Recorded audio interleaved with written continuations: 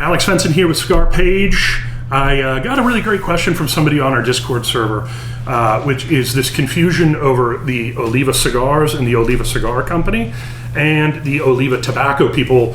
You know, when the name Oliva comes up, they'll sometimes read it with one brand that isn't Oliva, but they're talking about the tobacco. And then obviously everyone knows Oliva Cigars. That's probably the most notable use of the name Oliva. But there are two different families, and somebody had asked me to help make the distinction. And I can see where it gets confusing because early on, they both grew tobacco. And today, to some degree, they both make cigars, both families. When you see the name Oliva in a brand, we're talking about the Oliva Cigar Company. When you see people talk about using tobacco grown by Oliva, a lot of times they're referencing a company which gets referred to in the industry as Oliva Tobacco Company. That's not even the real name of the company, but it's just how people have come to differentiate it. And the truth is, Oliva Cigar Company grows a lot of their own tobacco, and they even buy tobacco from the Oliva Tobacco family. It's a very small knit community. But if you really want to understand the difference, I mean, Oliva is a very common name. A very common Latin last name. So, and sure, if you go back probably far enough in the genealogy, it's all related. Especially in Cuba, it feels like everybody's related to each other one way or another.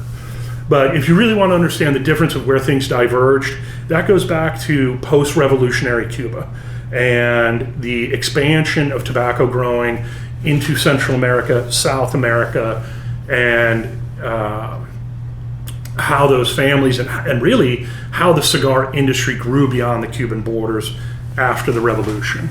During the revolution, a lot of people who owned factories, who were growing tobacco, who had private interests in Cuba, those were taken by the government and everything was nationalized.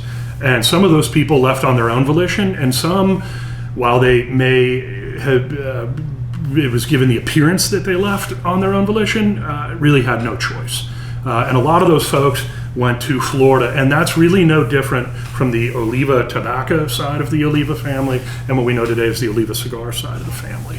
However, once they left Cuba, things took two different routes. So I'm going to talk a little bit about the Oliva Cigar people and Gilberto Oliva. Gilberto Oliva really focused on tobacco growing. Gilberto's widely known, and I would think if you look through the history of tobacco growing, as having grown tobacco in more countries than probably anyone in the cigar industry.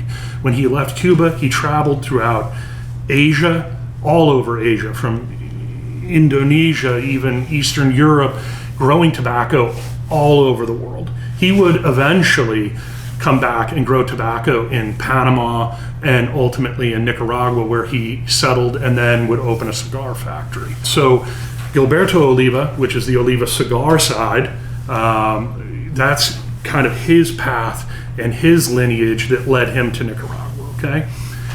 On the other side, you have Angel Oliva.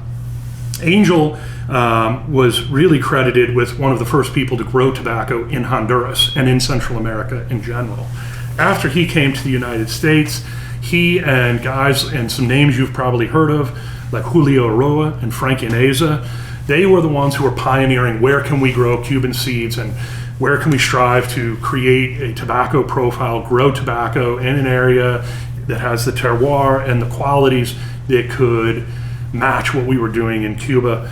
You've certainly heard the word Corojo. That was kind of Julio Roa's claim to fame. So really, if you want to know about the expansion of Cuban seed tobacco outside of Cuba in the 1960s, those are the three guys it starts with: Angel Oliva, Frank Ineza, Julio Roa.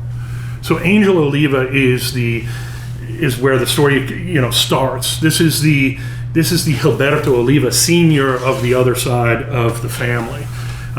They would go on to grow tobacco through the 1960s and 70s. In the 1970s and 80s, they were actually the largest grower also of Candela tobacco, which is a greener wrapper that is processed in such a way that it doesn't, the chlorophyll, while it dies, it doesn't change color in the curing process from green to brown.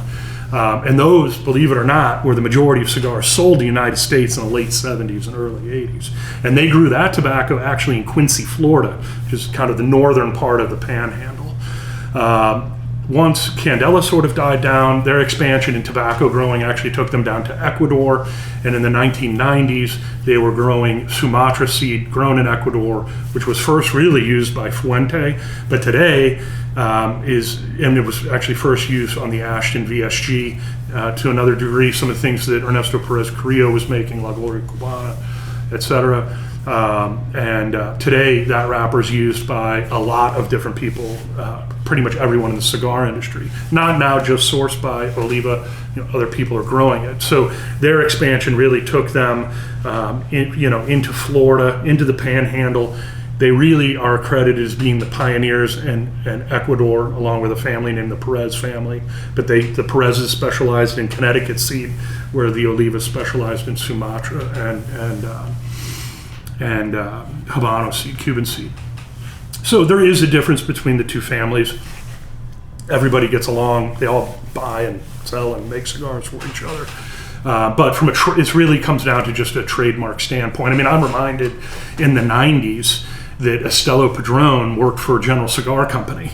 And at that time was making and working on Sancho Panza and Hoya de Nicaragua, and a lot of those Llaneza brands that actually originated with Frank Llaneza, another name from earlier in the video. But you also then have the Padron, as you know it today, the actual Padron brand. And in that instance, actually those were related. It's just that Estelo went to, work with General Cigar Company, while the other Padrons fostered their Padron brand that you know today. So it really just comes down to a trademark. General Cigar can't put the name Padron on a cigar, but they certainly made mention of the fact that Estelo Padron was part of their operation at that point in time.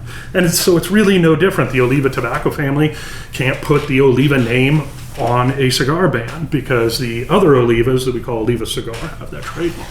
So I hope this kind of clears it up. This industry is extremely incestuous in this, but it all kind of dates back to all these early pioneers that left Cuba and created this wonderful industry that we know today. If you have any questions, feel free to hit me up on our Discord. You can also leave comments, questions in the video.